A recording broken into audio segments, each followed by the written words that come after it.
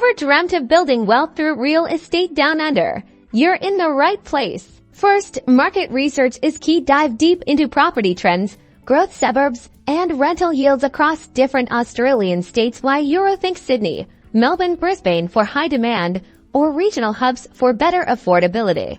Next, secure your financing. Explore options like traditional bank loans, refinancing existing properties, or even self-managed super funds for a tax-effective approach. Always pre-approving your loan before seriously looking.